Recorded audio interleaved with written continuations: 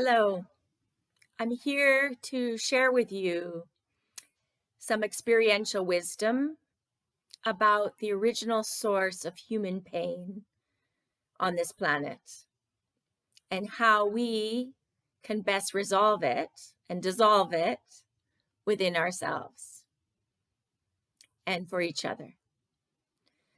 So we can all recognize the experience of pain in our lives. Every last one of us humans has experienced pain.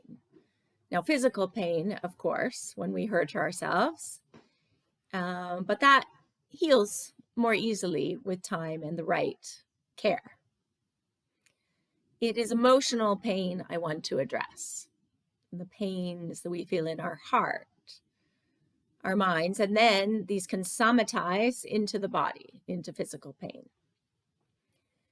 So most of us have our deepest wounds originating from our childhoods, where we could have experienced abuse of some sort, or neglect, or separation from somebody important and significant in our lives, whether it was a parent, another family member, or a member of our immediate society and environment.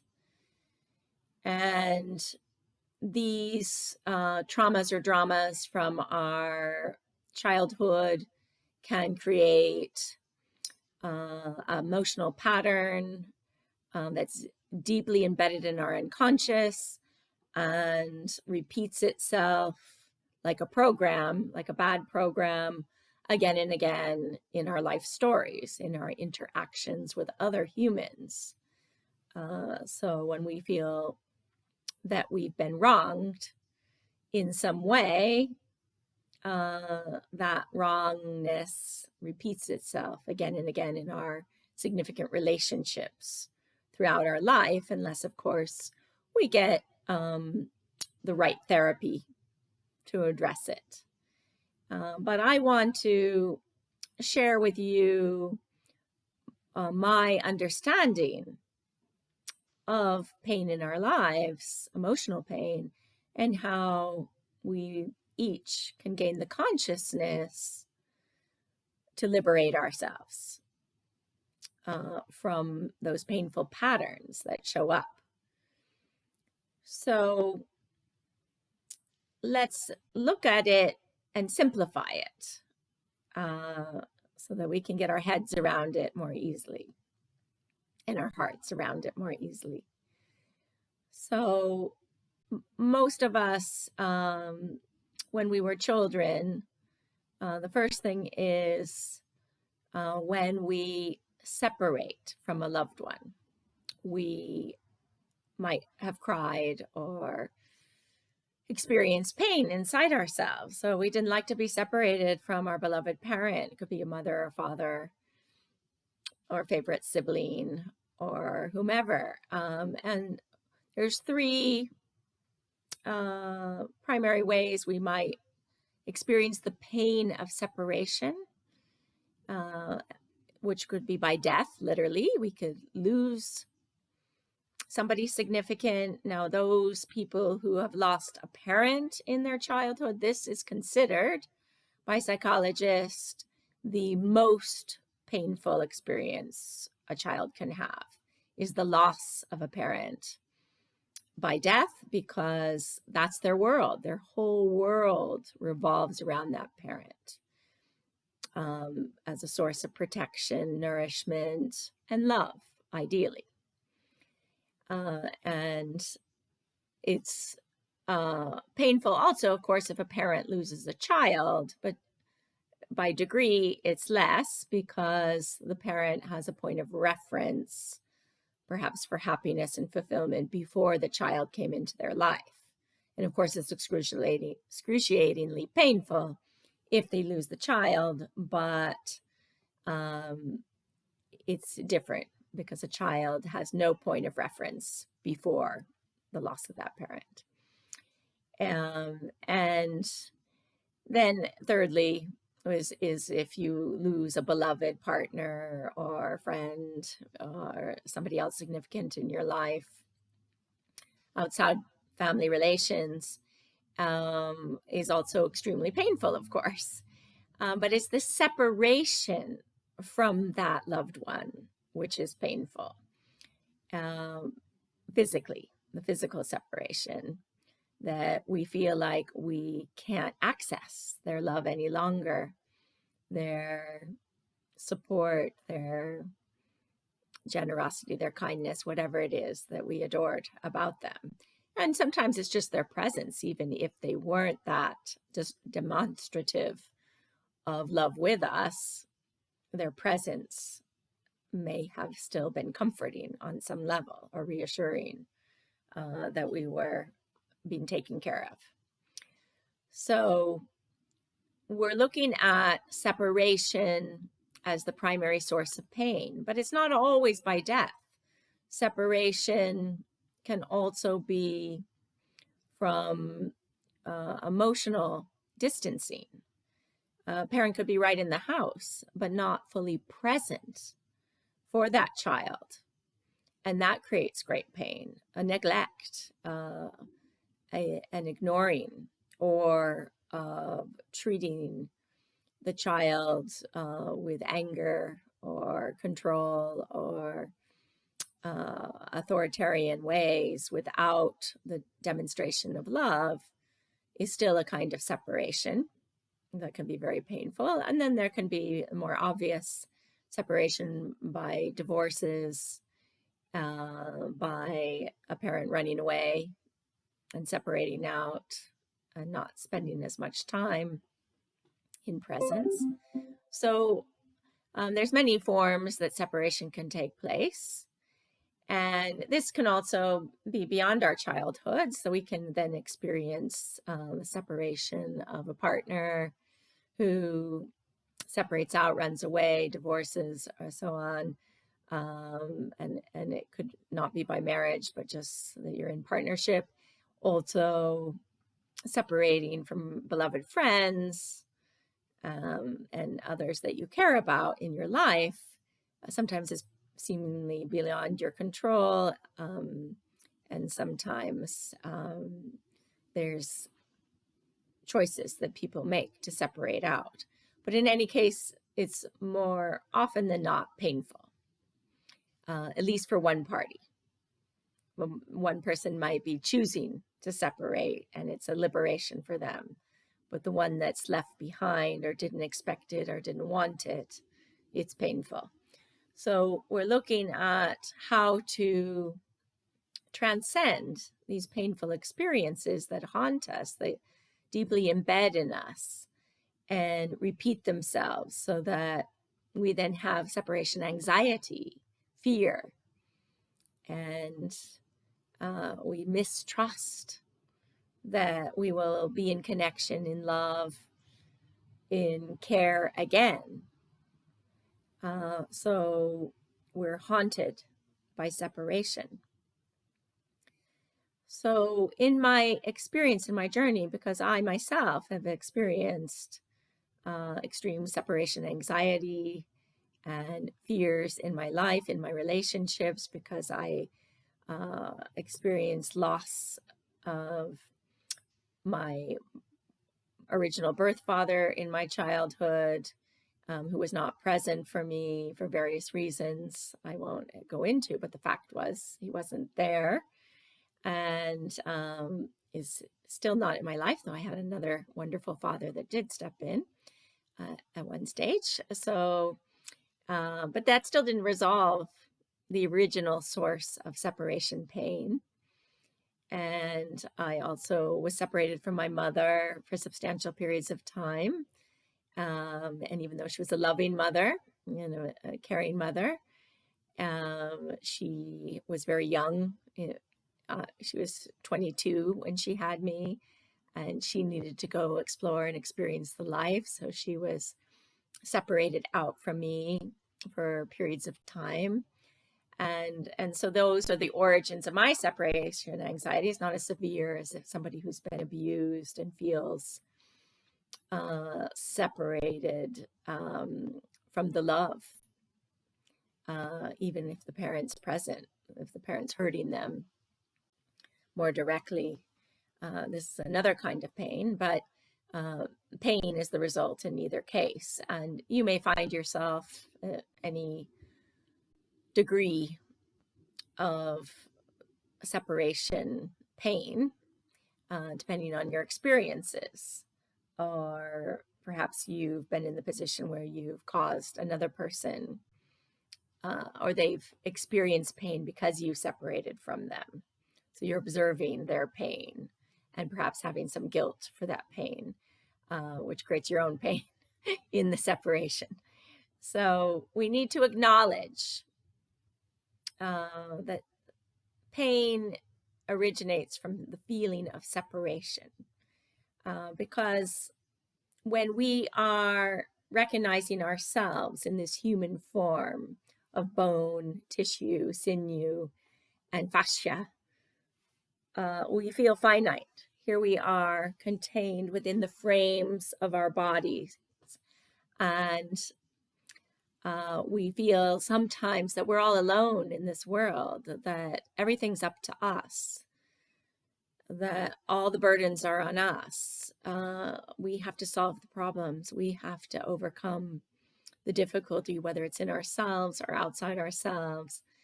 And everything's our responsibility.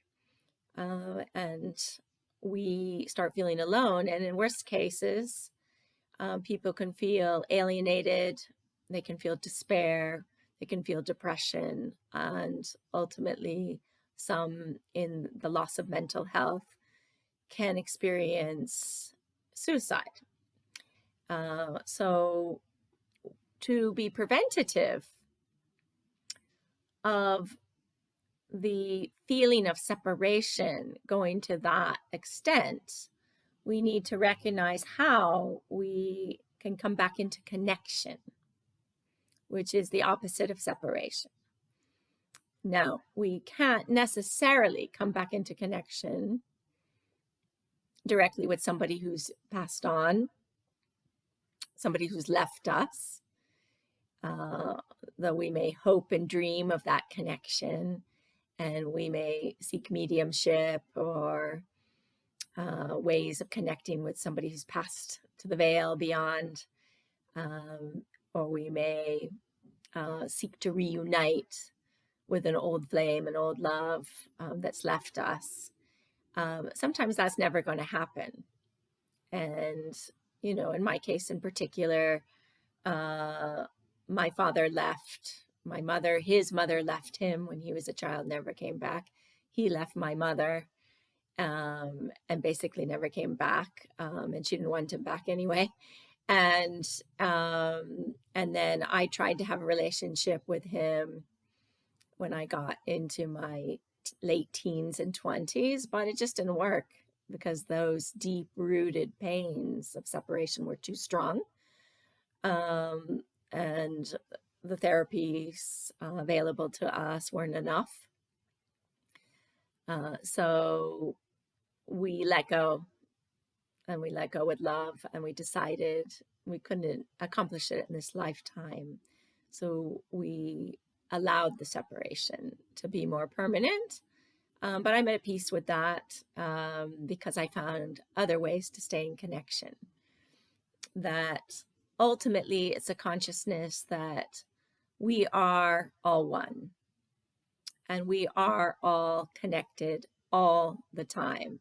We are never really separate, whether somebody's passed on to the other side or left us for whatever reason. Energetically and spiritually, we are still interconnected and one at all times. And I know this is an abstract idea that may not be comforting to you on the first instance. However, with practice, by applying this consciousness in your daily practices, in your here and now experiences, it becomes easier. And I've been practicing it a good while. And the grief of separation becomes something I can manage much better and apply to each time I'm triggered to feel separation anxiety, fear, or pain. And that particularly comes up when we're in intimate relationships with a beloved or a family member, when we're in loving connection and then they go away for whatever reason, they're separate from us, and then we worry and we have anxiety. Is something bad going to happen to them, where we'll lose them again, or we'll lose that particular person, or will they do something painful to hurt us? Like if it's a partner, will they cheat on us or leave us for somebody else? So these kind of fears and anxieties are triggered because of our original source of separation pain, and they'll repeat in our relationships. But instead of looking at that as, oh no, I'm stuck in this never-ending cycle, this never-ending pattern of pain, that I entrapped in this painful existence, and a person can get bitter or more fearful, more anxious, and more negative things can happen. And of course, I've experienced breakups and heartbreaks and separations again and again in my lifetime, but that doesn't make me bitter, because I get more and more practice, and the more practice I've gotten, the better I get at handling separation with my consciousness of divine connection with all that is. Keep reconnecting to the source, whether you call that God, the divine, love, the source of everything, the source of all that is. And as we connect in to that source each time that we are feeling separation, pain, anxiety, fear, that feeling of connection and oneness is blissful, is peaceful, is expansive, is joyful. And we might feel that in nature. We might feel that in reaching out to friends or a trusted counselor or guide. We might feel that with animals. So it just doesn't have to be fellow humans, but any way that we can feel connection is healing for us, helps us resolve and dissolve the separation pain. But it's a recognition also that separation really only exists in the mind. Sure, when we lose a beloved partner by death or divorce or sickness, sometimes we lament that we lost their particular touch, their particular expression of love. We get attached to their finite being.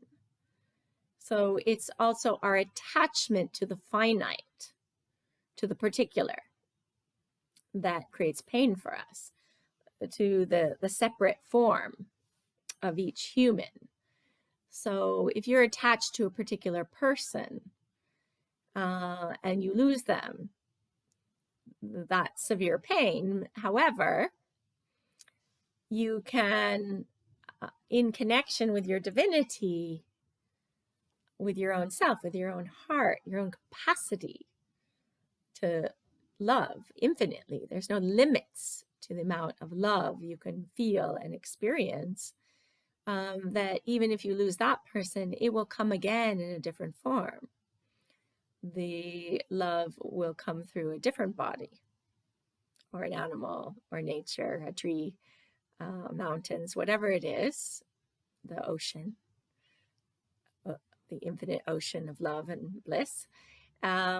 You will find love again and again and again. It's endless, it's infinite. And this is the recognition that we never have to be without love. Only if our mind separates us and attaches too rigidly to a finite state of existence within ourselves, where we think we're separate and alone in all the world, and that nobody's ever going to back us up again or love us like that again, or you're never going to feel that same connection again. It's a bit of an attachment to the soulmate idea. And in my experience as a soul truth supporter and worker in my profession, I've come to recognize we can have many soulmates in the one lifetime. There's not just the one and only. There's not just the one and only love. We can love again and again. And we need to recognize that love is there for us if we only open our eyes, our hearts, our arms to receive and to give, and allow ourselves, give ourselves permission to be in connection and be in the power of now, as Eckhart Tolle says, and welcome it in. Welcome the connection, seek the connection, stay open, not close yourself down into your finite self, where you feel separation and therefore feel pain. So I invite you, I encourage you to return to the sense of wholeness, holiness, you as an essential part of all that is, an essential beacon of love and energetic light and connection with all, with everybody, and not to judge somebody as bad for separating out from you, or evil for hurting you, because they were hurt too once upon a time. They felt that separation, and they punish others as they're feeling that separation. The abuser becomes the abused, or the abused becomes the abuser, rather.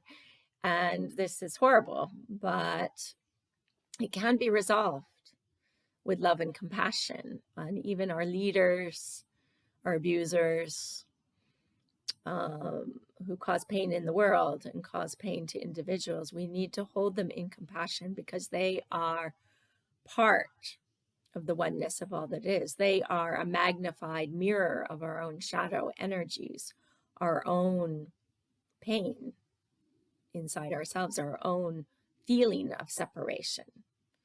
And in that separation, we get angry sometimes, and we get angry at the world, and we want to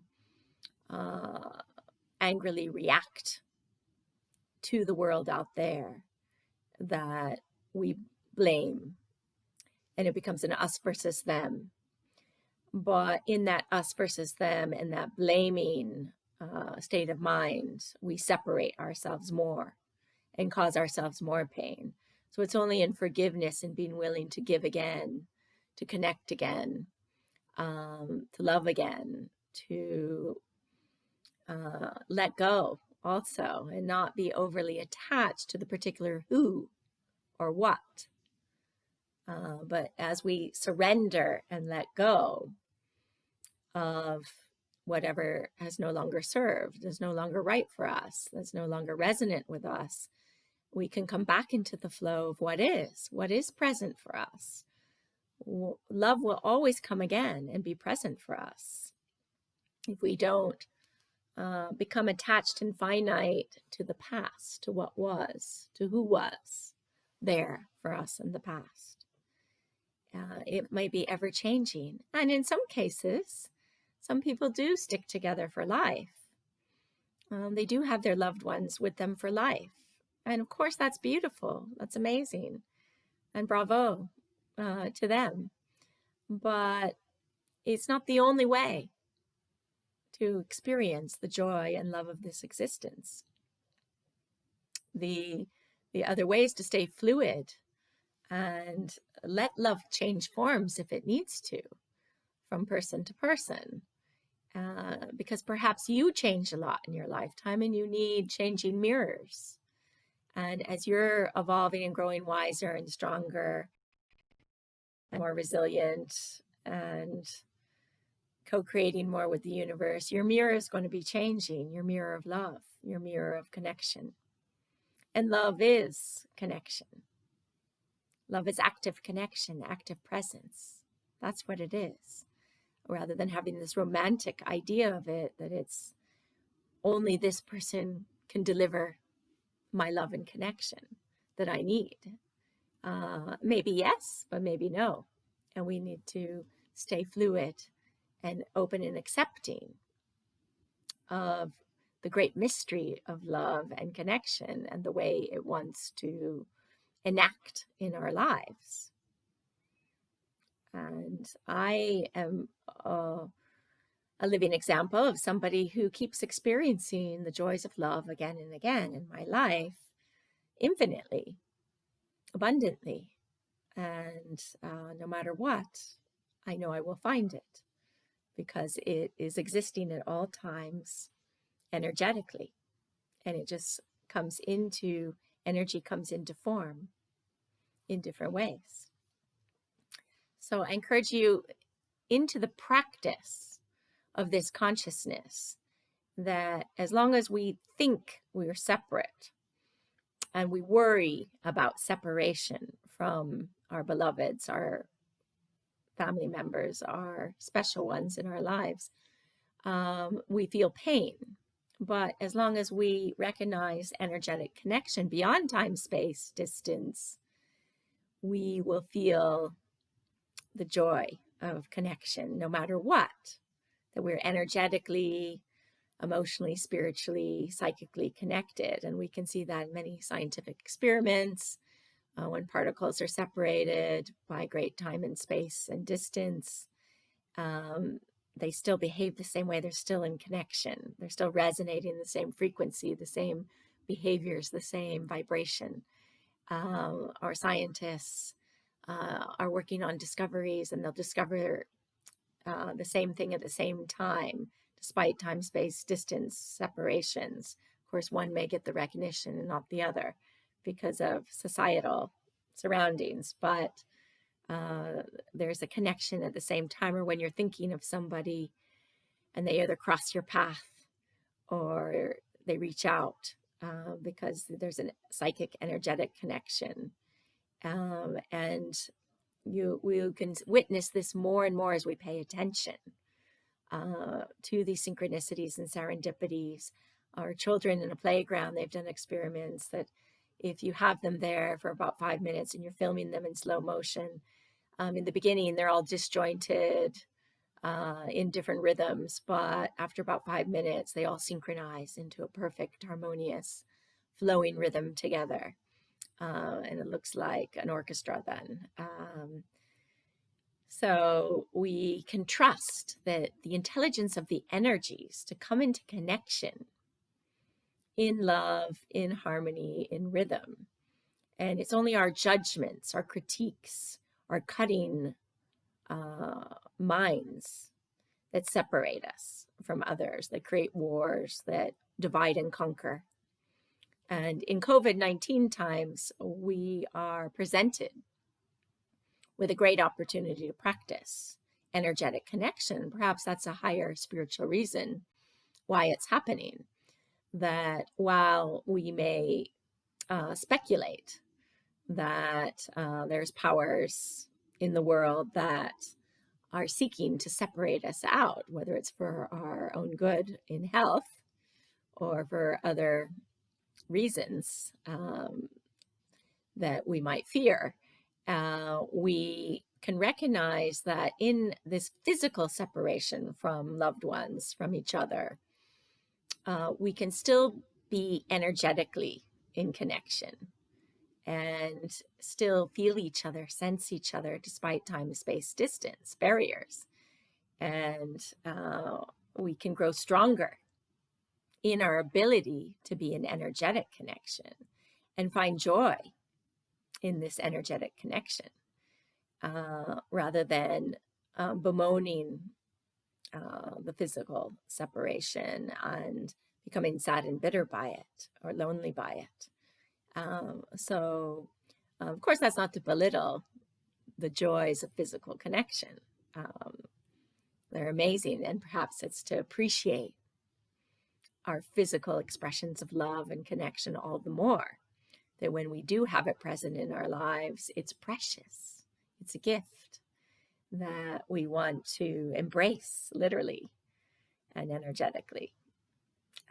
So yes, let's celebrate the life, celebrate connection, celebrate the love of wholeness, of holiness, of all that we are, and dissolve our thoughts that we are separate, dissolve the pain that comes from separation. Wishing you well. Bye for now.